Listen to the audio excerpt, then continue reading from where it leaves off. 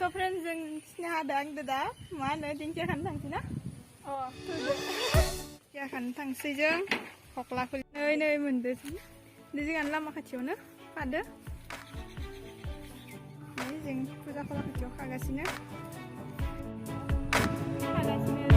खाथि केमेरा हमनाय मानसि नांखागोन ना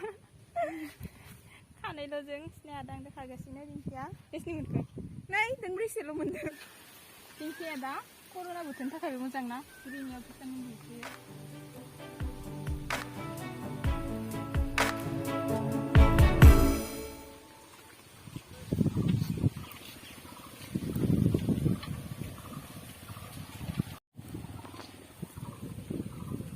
आराम-आरामथार गोरलै-गोरलै जादों ना अखा हानायखाय ओइ गोजानाव थांनो हाबा मोजांसिन दङ गासैबो एसे जंगल दं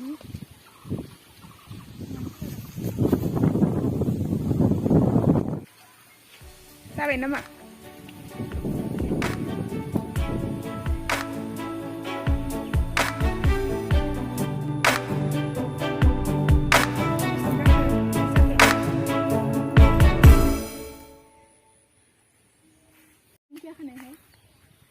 जासिगोन आरो बेसेसो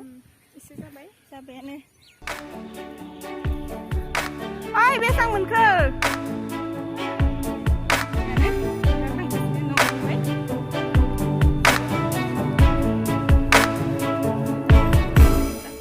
मोनबाय न' नायनानै मेंब्रबलायबाय जाजना दं ओइ दिंखिया जोंनिया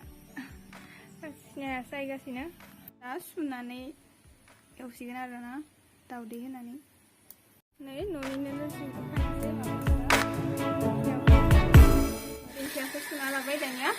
मोजांहाय साफाहाय दानिया दसे सान्दुंआव फोराननांसिगोन आरोना नङाबा बेग्ले जायो दिंखियानि दैया रानबाय नालाय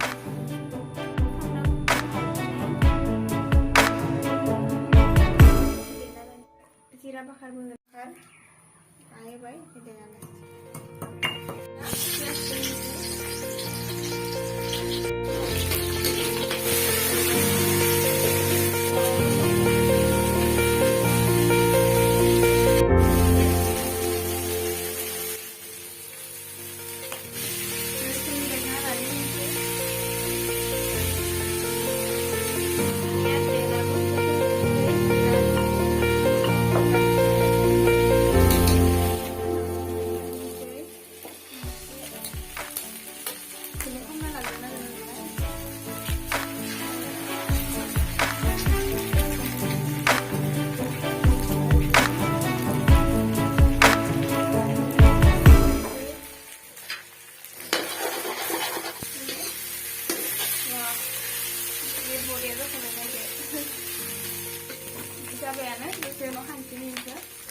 So friends, दिनैनि रेसिपिखौ मोजां मोनदोंबा लाइक शेयार आरो साबस्क्राइब खालामदो